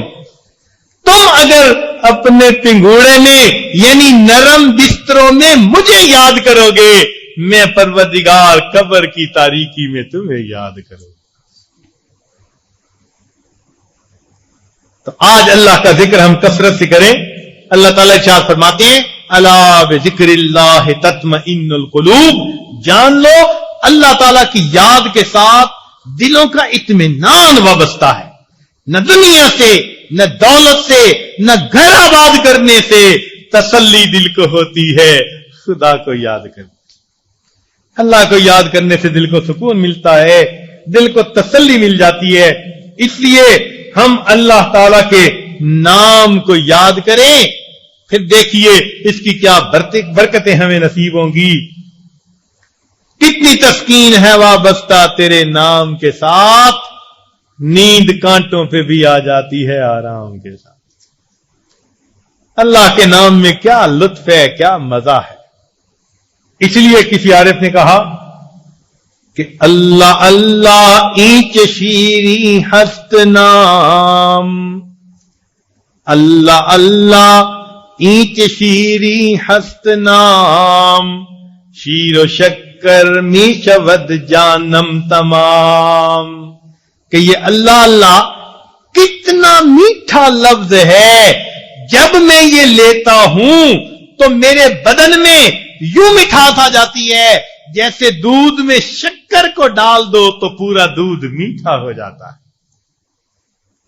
اللہ اللہ اینچ شیری ہست نام، شیر و شکر می شود جانم تمام۔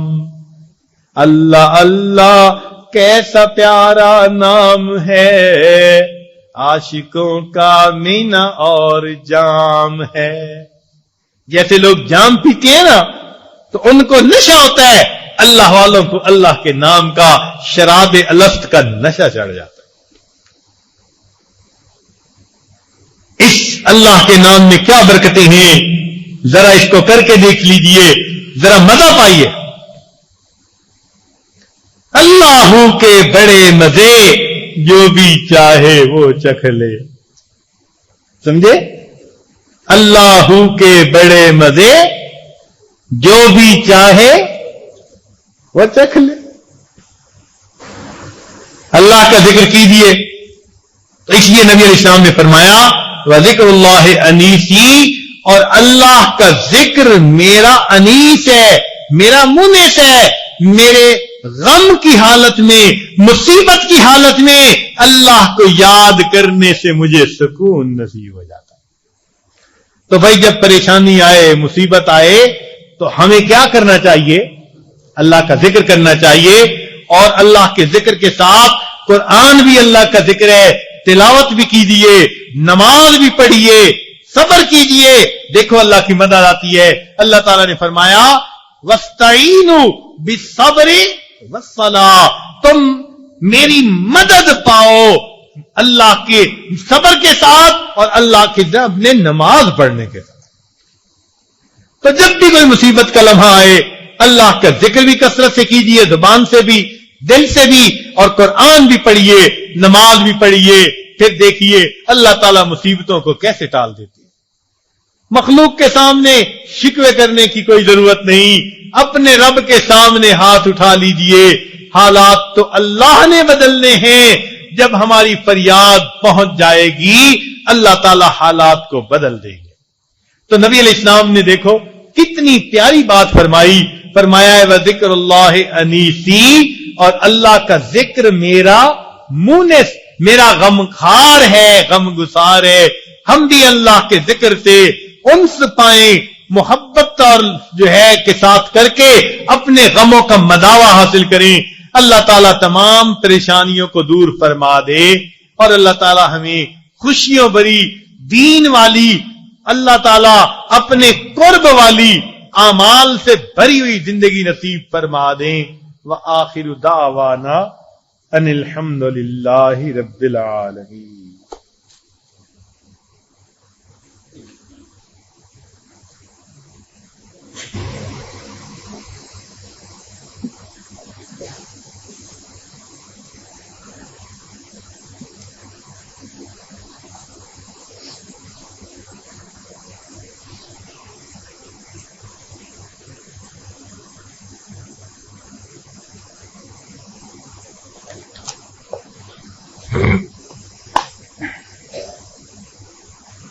ایک بزرگ فرماتے ہیں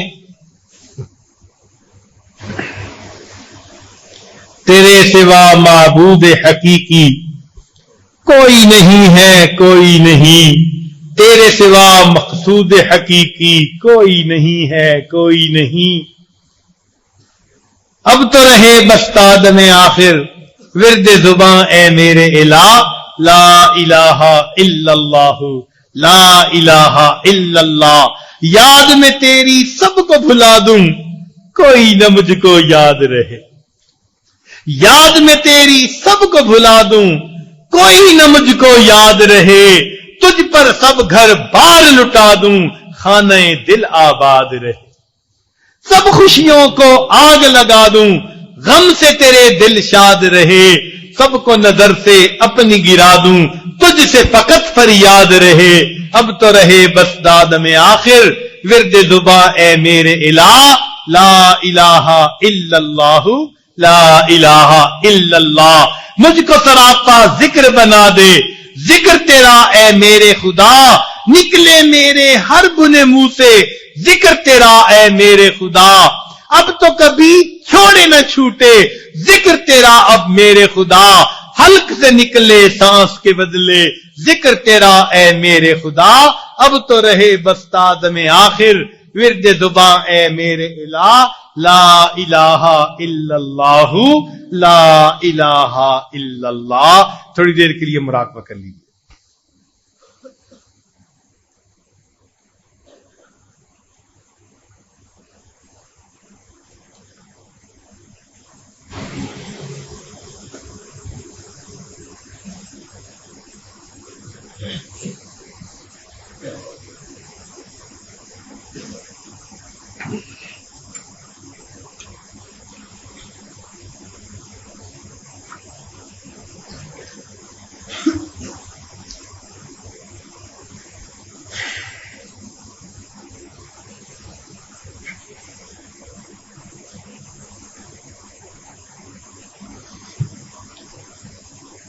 ہے لگا دنیا کا میلہ 4 دن،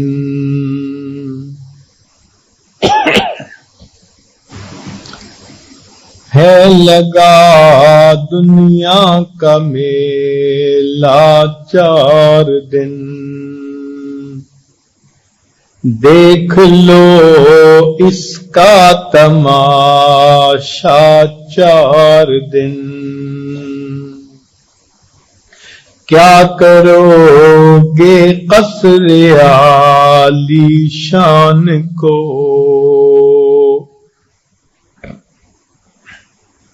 جب کہ ہے اس میں ٹھکانہ 4 دن،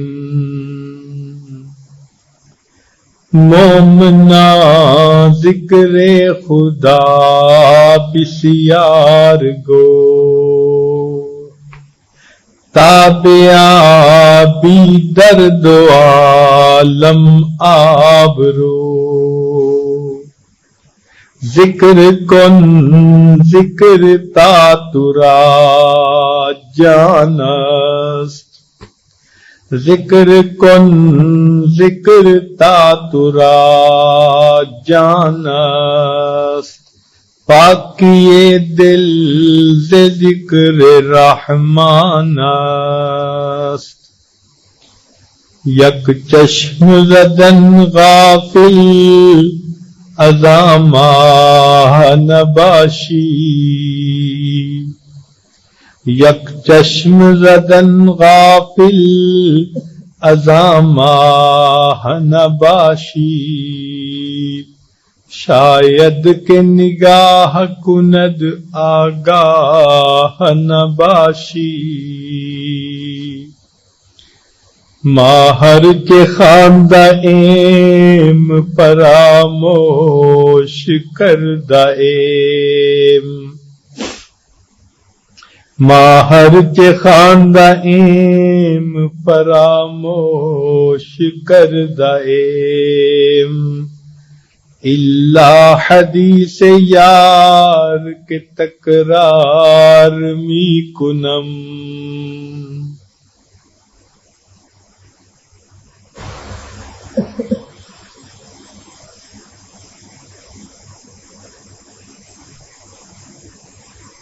مومنا ذکر خدا بسیار کن اللہ اللہ کیسا پیارا نام ہے اللہ اللہ کیسا پیارا نام ہے انما المؤمنون الذين اذا ذكر الله وجلت قلوبهم اللہ اللہ کیسا پیارا نام ہے انما المؤمنون الذين اذا ذكر الله وجلت قلوبهم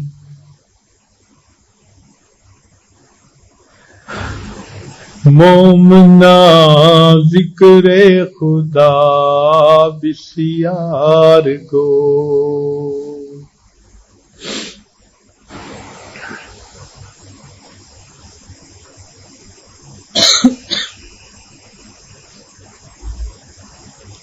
نہ غرض کسی سے نہ واسطہ مجھے کام اپنے ہی کام سے نہ غرض کسی سے نہ واسطہ مجھے کام اپنے ہی کام سے تیرے ذکر سے تیری فکر سے تیرے شکر سے تیرے نام سے نہ غرض کسی سے نہ واسطہ مجھے کام اپنے ہی کام سے تیرے ذکر سے تیری فکر سے تیری یاد سے تیرے نام سے اللہ اللہ کیسا پیارا نام ہے وَاذْكُرِ اسْمَ رَبِّكَ وَتَبَتَّلْ إِلَيْهِ تَبْتِيلًا اللہ اللہ کیسا پیارا نام ہے غضب کیا تیری یاد نے مجھے ستایا نماز میں میرے وہ بھی سجدے ادا ہوئے جو قضا ہوئے تھے نماز میں۔ اللہ اللہ کیسا پیارا نام ہے، عشق اگر تیرا نہ ہو میری نماز کا امام، عشق اگر تیرا نہ ہو میری نماز کا امام، میرا قیام بھی حجاب میرا سجود بھی حجاب۔ خدایا مجھ پہ کرم کر بڑے عذاب میں ہوں، خدایا مجھ پہ کرم کر بڑے عذاب میں ہوں، کہ تیرے سامنے بیٹھا ہوں اور حجاب میں ہوں۔ خدایا مجھ پہ کرم کر بڑے عذاب میں ہوں، کہ تیرے سامنے بیٹھا ہوں اور حجاب میں ہوں۔ مومنا ذکر خدا بسیار گو، مجھے اپنی پستی کی شرم ہے تیری رفعتوں کا خیال ہے، مجھے اپنی پستی کی شرم ہے تیری رفعتوں کا خیال ہے، مگر اپنے دل کو میں کیا کروں اسے پھر بھی شوق وصال ہے۔ مومنا ذکر خدا بسیار گو،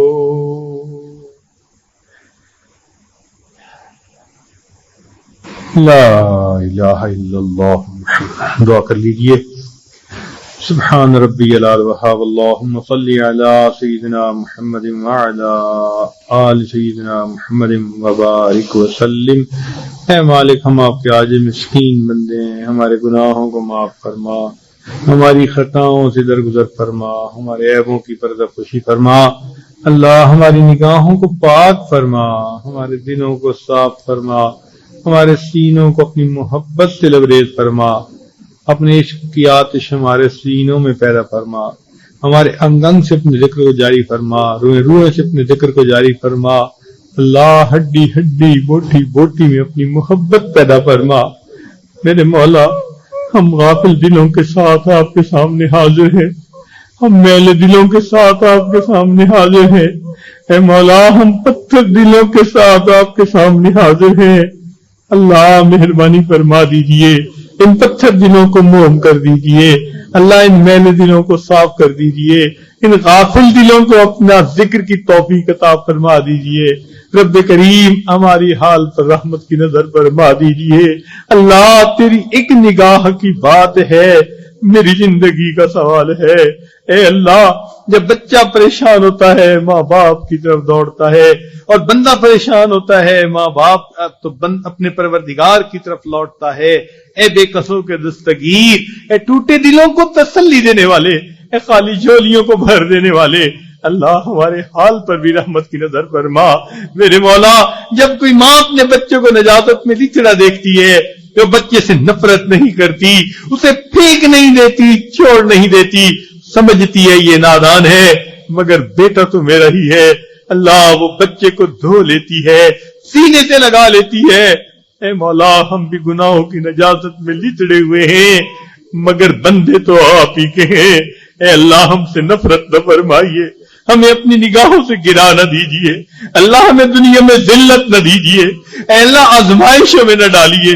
میرے مولا ہم امتحان کے قابل نہیں ہیں، اے مولا ہم امتحان کے قابل نہیں ہیں، ہمیں نفس اور شیطان کے حوالے نہ کیجیے، میرے مولا ہمیں کفار کے حوالے نہ کیجیے، حالات کے حوالے نہ کیجیے، میرے مولا زندگی میں کبھی بھی بے سہارا نہ فرمائیے، اے میرے مولا زندگی میں کبھی بھی بے آسرا نہ کیجیے، میرے مولا ہمیشہ اپنی رحمت کا سایہ ہمیں عطا کیجیے، اللہ اپنی پشت پناہی عطا فرمائیے، اللہ ایک رحمت کی نظر ڈال کے ہمیں دھو لیجئے اور ہمیں بھی اپنی رحمت کی چادر میں جگہ عطا فرما دیجئے، اللہ بیماروں کو شفا عطا فرمائیے، پریشان والوں کی پریشانیاں دور کر دیجئے، بے اولادوں کو نیک اولاد عطا فرمائیے، اے اللہ جو صاحب اولاد ہیں ان کی اولادوں کو نیکوکار بنا دیجئے، فرما بردار بنا دیجئے، اللہ ہمیں اولاد کے غموں سے بچا لیجئے، اولاد کے دکھوں سے بچا لیجئے، اولاد کی پریشانیوں سے بچا لیجئے، اللہ ہم اپنے بچوں کو پڑھنے کام کرنے کے لیے دور بھیج دیتے ہیں، میرے مولا ہم دور ہوتے ہیں آپ قریب ہوتے ہیں، اللہ ان بچوں کی عزت کی حفاظت فرمائیے، ان کی جان کی حفاظت فرمائیے، ان کے ایمان کی حفاظت فرمائیے، رب کریم ان کو اپنا بنا لیجئے، اللہ اپنی رحمت میں ان کو چادر عطا فرما دیجئے، میرے مولا جتنے طلباء یہاں پڑھنے کے لیے آئے ہیں سب کو اپنے مقبول بندوں میں بنا لیجئے، سب کا آنا قبول فرما لیجئے، اے اللہ یہ آپ کے بندے اس جوانی کی عمر میں گھروں سے آ کر مسجد کے ماحول میں زندگی گزارتے ہیں، اللہ چٹائیوں پہ وقت گزارتے ہیں، چٹائیوں پہ سوتے ہیں، میرے مولا تیری دید کے لیے، اللہ تیری محبت کے حاصل کرنے کے لیے، اے اللہ دل کو منور کرنے کے لیے، اے اللہ جو امیدیں دل میں رکھتے ہیں وہ پوری کر دیجئے، میرے مولا کوئی آدمی مندر سے نکل کے جہنم میں جائے اس پہ کوئی افسوس نہیں، افسوس تو اس پہ ہے جس کی توبہ قبول نہ ہوئی اور وہ مسجد سے نکل کے جہنم میں ڈال دیا جائے، میرے مولا ہم آپ کے گھر سے نکل کے جہنم میں نہیں جانا چاہتے، اللہ گھر آئے کا دنیا دار بھی لحاظ کر لیتے ہیں، آپ بھی لحاظ فرما لیجئے، اٹھے ہاتھوں کو قبول کر لیجئے، اے اللہ آج کی اس محفل میں جتنے مرد یا عورتیں شریک ہیں سب کو ایک مرتبہ محبت کی نظر سے دیکھ لیجئے، اے مولا ایک مرتبہ محبت کی نظر سے دیکھ لیجئے، ہم گناہگار صحیح خطاکار صحیح میرے مولا اقرار کر رہے ہیں، ہم اقبالی مجرم ہیں مگر رحم کی اپیل کرتے ہیں، مولا ایک رحمت کی نظر ہم پہ ڈال لیجئے، رب کریم ہم نفس اور شیطان کے مکر و فریب سے بچنا چاہتے ہیں مگر ہمارے نفس کے اندر شہوات ہیں، انانیت ہے، اللہ وہ غالب آ جاتا ہے، میرے مولا وما ابرئ نفسی ان النفس لامارۃ بالسوء الا ما رحم ربی، اللہ ہمارا معاملہ بھی یہی، الا ما رحم ربی، اللہ رحم کر دیجئے، اللہ رحم کر دیجئے، نفس کی شرارتوں سے بچا لیجئے، گندے خیالات سے بچا لیجئے، اللہ پاکیزہ سوچ عطا کر دیجئے، اللہ یکسوئی کی نمازیں عطا کر دیجئے، میرے مولا ہمیں اپنا بنا لیجئے، اللہ ہمیں اپنوں میں شامل فرما لیجئے، رب کریم آج ہم پر رحمت کی نظر ڈال دیجئے، اے اللہ آج کتنے نوجوان بچے ہیں سچی توبہ کر رہے ہیں، میرے مولا آج تو گرم خون بھی معافیاں مانگ رہا ہے، اے مولا اگر آپ نے ان کو تو قبول نہ فرمایا شیطان بہکائے گا، نفس بھٹکائے گا، جوانیاں ضائع ہو جائے گی، اللہ ضائع ہونے سے بچا لیجئے، اللہ بھٹکنے سے بچا لیجئے، پھسلنے سے بچا لیجئے، اللہ ہمیں ڈگمگانے سے بچا لیجئے، میرے مولا ہم آپ کا سہارا چاہتے ہیں، دنیا میں ہر کمزور کسی قوی کو ڈھونڈتا ہے، اے مولا آپ سب سے زیادہ قوی ہیں، ہم آپ کا سہارا مانگتے ہیں، اللہ ہمیں اپنا سہارا دے دیجئے اور شیطان کے ہتھکنڈوں سے ہمیں بچا لیجئے اور ہمیں تقوی پرہیزگاری کی زندگی عطا فرما دیجئے اور ہماری ان دعاؤں کو اپنی رحمت سے قبول فرما لیجئے، ہمارے اس ادارے کے لیے اللہ سب آسانیاں فرما دیجئے، اللہ جو معاونین ہیں ان کو اپنے مقربین میں شامل فرما لیجئے، ربنا تقبل منا انک انت السمیع العلیم تب علینا انک انت التواب الرحیم، صلی اللہ تعالی علی حبیبہ سیدنا محمد وآلہ واصحابہ اجمعین برحمتک یا ارحم الراحمین۔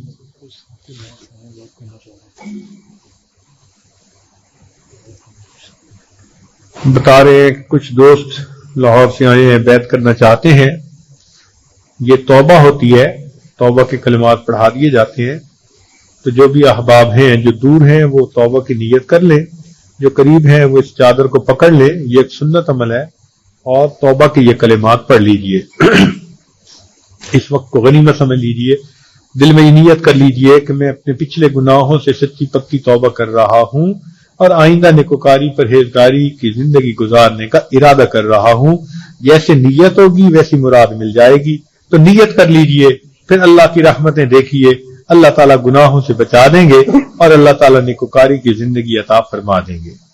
الحمدللہ وکفا وسلام علی عبادہ الذین اصطفی، اما بعد. یہ کلمات سچے دل سے پیچھے پیچھے پڑھتے جائیے. بسم اللہ الرحمن الرحیم. لا الہ الا اللہ محمد الرسول اللہ. آمنت باللہ وملائکتہ وکتبہ ورسلہ والیوم الآخر والقدر خیرہ وشرہ من اللہ تعالی والبعث بعد الموت.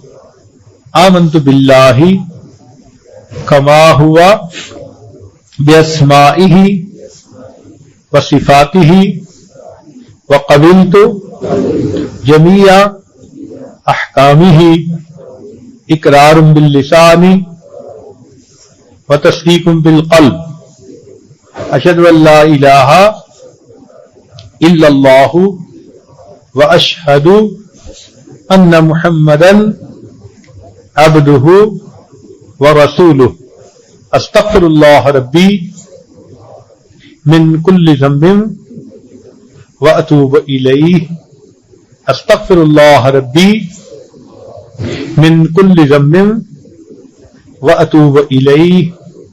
وصلی اللہ تعالی علی خیر خلقہ سیدنا محمد وعلی آلہ واصحابہ اجمعین برحمتک یا ارحم الراحمین.